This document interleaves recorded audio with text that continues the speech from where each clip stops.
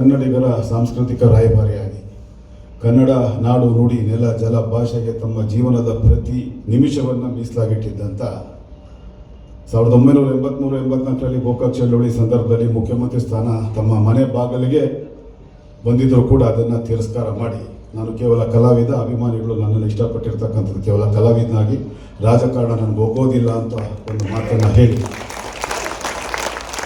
ವಿಶ್ವದ ಅಷ್ಟೇ ಯಾಕೆ ನಾವು ಕೇವಲ ಭಾರತಕ್ಕೆ ಸೀಮಿತವಾಗಿ ಹೇಳೋದಾದರೆ ಭಾರತದ ಯಾವುದೇ ಕ್ಷೇತ್ರದ ಯಾವುದೇ ರಂಗದ ಸಾಧಕರ ಪೈಕಿ ತಮ್ಮ ಅಭಿಮಾನಿಗಳ ಅಭಿಮಾನವನ್ನು ದುರ್ಬಳಕೆ ಮಾಡಿಕೊಂಡಿರ್ತಕ್ಕಂಥ ಒಬ್ಬರೇ ಒಬ್ಬರು ಸಾಧಕರು ಅಂದರೆ ಅದು ಡಾಕ್ಟರ್ ರಾಜ್ಕುಮಾರ್ ಅವರು. ಬೇರೆಯವರೆಲ್ಲ ಅದು ಎಂ ಜಿ ರಾಮಚಂದ್ರನ್ ಇರ್ಬೋದು, ಎನ್ ಟಿ ರಾಮರಾವ್ ಇರ್ಬೋದು, ಶಿವಾಜಿ ಗಣೇಶನು, ಕಮಲಾಸನು, ಅಥವಾ ಇತ್ತೀಚಿನ ವಿಜಯ್ ಇರ್ಬೋದು, ಅಥವಾ ಚಿರಂಜೀವಿ ಇರ್ಬೋದು, ಬಾಲಕೃಷ್ಣ ಇರ್ಬೋದು, ಪವನ್ ಕಲ್ಯಾಣ್ ಇರ್ಬೋದು, ಅಮಿತಾಬ್ ಬಚ್ಚನ್, ದಿಲೀಪ್ ಕುಮಾರ್, ಈ ಥರ ಯಾವುದೇ ರಂಗದ ಸೂಪರ್ ಸ್ಟಾರ್ಗಳು ನೀವು ನೋಡಿದಾಗ ಅವರು ಅವರ ಅಭಿಮಾನಿಗಳ ಅಭಿಮಾನವನ್ನು ದುರ್ಬಳಕೆ ಮಾಡಿಕೊಂಡ್ರು ಅಂತ ನಾನು ಹೇಳಕ್ಕೆ ಇಷ್ಟಪಡ್ತೀನಿ. ದುರ್ಬಳಕೆ ಮಾಡಿಕೊಂಡು ಚಲನಚಿತ್ರರಂಗದಲ್ಲಿ ತಮ್ಮ ಅಭಿನಯಕ್ಕೆ ಏನು ಮಾರು ಹೋಗಿದ್ರು ಅಂಥ ಅಭಿಮಾನಿಗಳನ್ನು ತಮ್ಮ ರಾಜಕೀಯದ ಬೆಳೆ ಬಯಸ್ಕೊಳ್ಳೋಕ್ಕೆ ಅವ್ರನ್ನ ಬಳಸ್ಕೊಂಡಿರ್ತಕ್ಕಂಥದ್ದು ನಮ್ಮ ಕಣ್ಣು ಮುಂದೆ ಇರ್ತಕ್ಕಂಥದ್ದು. ಆದರೆ ಅಂತಹ ಯಾವುದೇ ಕೆಲಸವನ್ನು ಮಾಡದೇ ಇರ್ತಕ್ಕಂಥ ಒಬ್ಬರೇ ಒಬ್ಬರು ನಮ್ಮ ಕಣ್ಣು ಮುಂದೆ ಇದ್ದಂಥದ್ದು ಅದು ಡಾಕ್ಟರ್ ರಾಜ್ಕುಮಾರ್ ಅವರು. ಅಂತಹ ಒಬ್ಬ ವ್ಯಕ್ತಿ 2002ರಲ್ಲಿ ವೀರಪ್ಪನ ಅಪಹರಣದ ನಂತರ ಬಂದ ನಂತರ ಅವರ ಮೊಣಕಾಲಿಗೆ ಗಾಯ, ಅದು ನೋವು ಜಾಸ್ತಿ ಆದ ನಂತರ ಆ ನಂತರ ಮಾತ್ರನೇ ಅವರು ಅಲ್ಲಿಯವರೆಗೆ ಚಾಪೆ ಮೇಲೆ ಮಲಗ್ತಾ ಇದ್ದಂಥವರು ಅದಾದಮೇಲೆ ಹಾಸಿಗೆ ಮೇಲೆ ಮಲಗಕ್ಕೆ ಶುರು ಮಾಡಿದ್ದು. ನೆಲದ ಮೇಲೆ ಜೀವನದ ಬಹುಪಾಲು ಭಾಗವನ್ನು ಅವರು ಅಂದರೆ 2002 ತನಕ ನೆಲದ ಮೇಲೆ ಕೂತ್ಕೊಂಡು ಊಟ ಮಾಡ್ತಾ ಇದ್ದಂಥ ಒಬ್ಬ ವ್ಯಕ್ತಿ.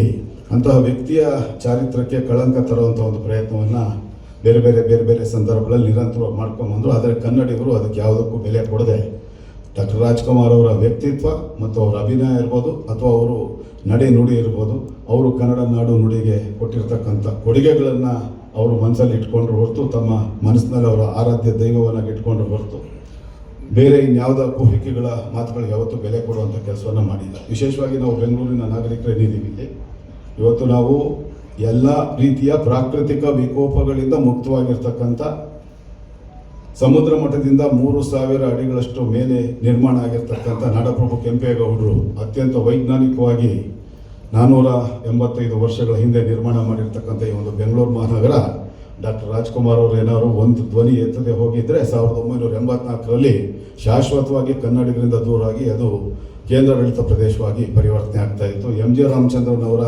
ಒಂದು ಆಸೆಯಂತೆ, ಅವರ ಆಶಯದಂತೆ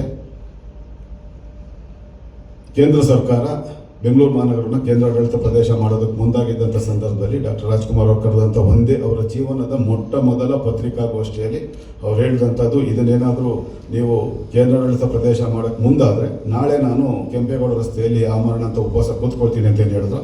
ಅದಕ್ಕೆ ಬೆಚ್ಚಿಬಿದ್ದಂಥ ಕೇಂದ್ರ ಸರ್ಕಾರ ತಮ್ಮ ನಿಲುವಿನಿಂದ ಹಿಂದೆ ಸರಿದು ಬೆಂಗಳೂರು ಮಹಾನಗರ ಕೆಂಪೇಗೌಡರು ಕಟ್ಟಿದಂಥ ಬೆಂಗಳೂರು ಮಹಾನಗರ ಇವತ್ತು ಬೆಂಗಳೂರಿನ ಕರ್ನಾಟಕದ ರಾಜಧಾನಿಯಾಗಿ ಉಳ್ಕೊಳ್ತು. ಇದ್ರ ಬಗ್ಗೆ ನಾನು ಹಲವಾರು ಬಾರಿ ಮಾತಾಡಿದ್ದೀನಿ. ಹಿಂದೆ ಹೋಗಿದರೆ ಮೈಸೂರು, ಮಂಗಳೂರು, ದಾವಣಗೆರೆ, ಬೆಳಗಾವಿ, ಹುಬ್ಬಳ್ಳಿ ಅಥವಾ ಧಾರವಾಡ ಇಂಥದ್ದು ಯಾವುದೇ ಒಂದು ನಗರ ಬೆಂಗಳೂರು ಕರ್ನಾಟಕದ ರಾಜಧಾನಿಯಾಗಿ 1984ರಲ್ಲಿ ಪರಿವರ್ತನೆ ಆಗ್ತಾ ಇತ್ತು. ಅದರ ಜೊತೆಗೇನೆ 1984ರಲ್ಲಿ ಮೊಟ್ಟ ಮೊದಲ ಬಾರಿಗೆ ಅವರು 2ನೇ ಸಾರಿ ಗೋಕಾಕ್ ಚಳವಳಿ ನಂತರ 2ನೇ ಸಾರಿ ವಿಧಾನಸೌಧ ಬಿಟ್ಲತ್ತಿದ್ದು ಅವತ್ತು ಮುಖ್ಯಮಂತ್ರಿಗಳಾಗಿದ್ದಂಥ ರಾಮಕೃಷ್ಣ ಹೆಗಡೆ ಅವರಿಗೆ ಒಂದು ಮನವಿಯನ್ನು ಕೊಟ್ಟು ಆಗ ಒಂದು ಹೋರಾಟ ರಾಜ್ಯಾದ್ಯಂತ ಪ್ರಾರಂಭ ಆಗಿತ್ತು.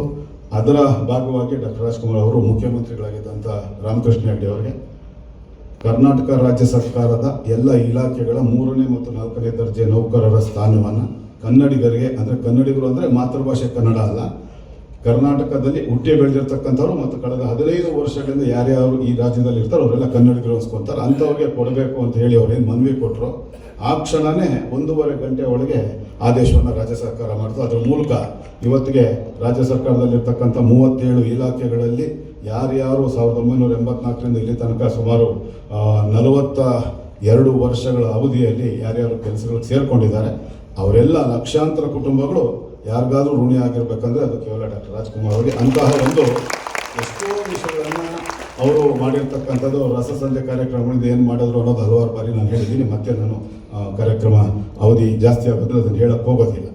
ಇಂತಹ ಒಬ್ಬ